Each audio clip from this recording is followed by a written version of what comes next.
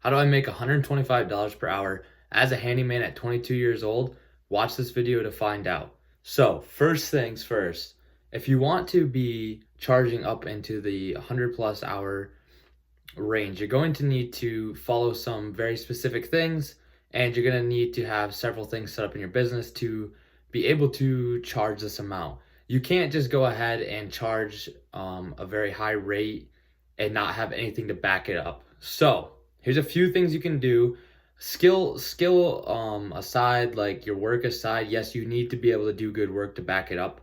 That's probably the most important thing. But assuming that you're skill worthy, like you know what you're doing, you do a great job, that's not your problem. A lot of people in this trade, that's not their problem. They're really good craftsmen, they know what they're doing, they can get it done. These are the things that they need to have in place to be able to charge up to 125, 150, $200 per hour. There's guys doing it, there's guys charging more.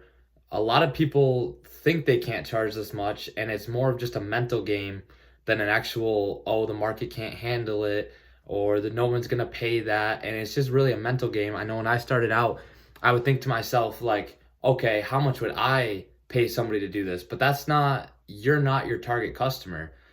A lot of these guys, myself included, I would never pay someone to do these jobs, and my mind's not gonna think that way because I'm able to do it. So stop thinking about that. There's people that will pay for it. And anyways, let's move on to the list. So just a second here, my stinking cat is in the way. So here's the first thing. You need to show up in a uniform per se. Now when I say uniform, it doesn't gotta be like anything crazy. Show up with like a company t-shirt or just a nice plain t-shirt, something clean, some nice dress pants, you got your work boots. You're not showing up in basically like your wife beater and some Jordans and I don't know. Just don't show up looking like a slob. Take showers, which I shouldn't even have to say, but a lot of people don't in this industry. Not even just handyman, just construction as a whole. There's some pretty, I don't know, they let themselves go.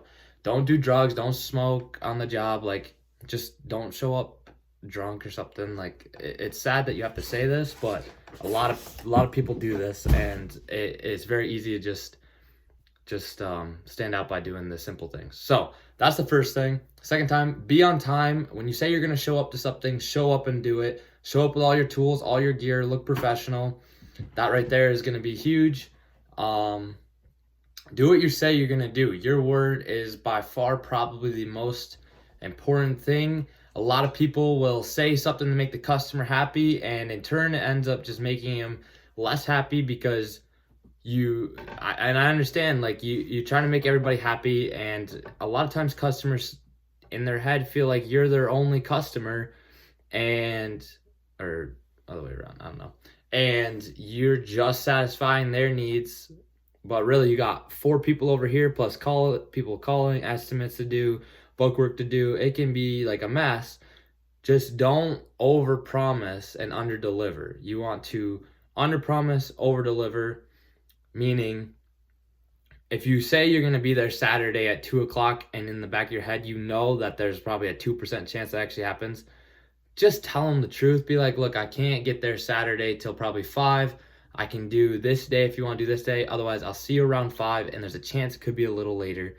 Just be honest with people. So that's a big thing. Answer the phone, communication. So really, you just answer the phone. So many people call me, they're like, thank you for actually answering the phone. Haven't been able to get a hold of anybody. So just answer your stinking phone, and throughout the process, communicate with them. If you're running a little late, it's better to over communicate than to not communicate or under communicate, because no one's ever going to get mad for over communication. It could be a little annoying, their phone blows up or something, but it's never gonna be a problem, and no one can ever say that you didn't tell them what was going on. So just do that. And let's see, have a website. That's a huge thing. People like to look up who you are before they hire you. They want to know, like, okay, who is this guy? So they'll Google your name. This happens to me all the time. People will Google my name, and honestly, I don't blame them, because I do the exact same thing. If you hear about something, you're going to Google it. You want to know more about it, and that's just what you're going to do. So have a website, have on it all the good things that you want to have, be insured, have insurance, have proof of insurance, be up to date on it. Like, you don't want to mess around with that. Not many people will ask you for it. I think I've only had, in 3 years I've been doing this, I think I've only had maybe 4 people that I can remember off the top of my head have actually asked for proof of insurance. So it's not super common, but you definitely need to have it. Be licensed. Certain states got different requirements for that. So just look up and be in compliance for that. Prompt estimates. So it can be very overwhelming sometimes. I know a lot of times I'll try to do all my estimates in like one day. Like, I'll go out and look at like 6 jobs, 7 jobs, and then I come home and I'm like, I have all these estimates to do, and I'll like do one or whatever, and I'll be like, okay, I'll do the next one tomorrow. Well, the next day you're busy, you're working till dark, and then you got to come home. You just want to eat dinner, take a shower, and just chill for like half an hour before bed. That's estimates kind of get run down, but just really get on top of them. And I've been trying to do like a 24-hour turnaround, like offering. You will have your estimate in 24 hours. Make your estimates simple, get to the point, make them very easy to understand and read, but also don't rush them so much that you leave stuff out or you underbid yourself. Like, you got to really just be there and just be smart about it, but make it a very quick process. Biggest thing, just put the customer before yourself and before money, before profits. So a lot of times in construction, things are going to go not the way you planned on them. In fact, I'd say most times it doesn't go the way you plan on it. Just do not sacrifice good quality work for a couple extra dollars in your pocket today, because in the long run, it's going to hurt you. It's going to hurt your reputation. It only takes one bad thing to ruin a lifetime worth of reputation. Now, you might say that's a little dramatic. Sure, it could be, but the point is it takes way less bad things to make a change or create your reputation as it does. It's like a 10-to-1 ratio. It takes like 10 good things to give you a reputation, as opposed to one bad thing. You're just gonna be known for that. So definitely just customer service. Customer comes first. Even if you lose a little money now, in the long run, it's gonna pay off, and just trust me on that. So all of these points will allows me to charge $125 an hour. Now, you might say, if I tell someone $125 an hour, they're gonna laugh in my face.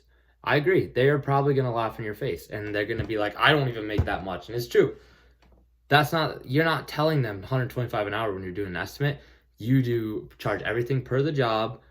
And at home, when you're doing your estimates, be like, okay, I can do, let's say you're gonna go caulk some windows, clean a dryer vent, change out a light fixture. You'd be like, okay, I can do all these things. And you might have set prices for like certain things. Like, then you can, great, go ahead and do that if you know what your price is. But if you say, okay, I can do all these things in, let's say, 3 hours, just go ahead and go 3 hours times your hourly rate that you want, $125.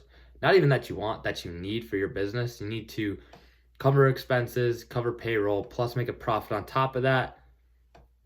For me, it's 125 right now, and I just upped it from 100, and because I'm just still tweaking my business. And honestly, I started off at like $15 an hour when I first started. Kind of just, I wasn't making crap. I was making like $3 an hour after the time you took out expenses and everything. It was ridiculous. So anyways, go ahead, charge what you need. Don't estimate out 3 times 125 on your estimate and show them that you're charging 125, or just be like, there's a set price. So you add up your materials, add up your labor that you want.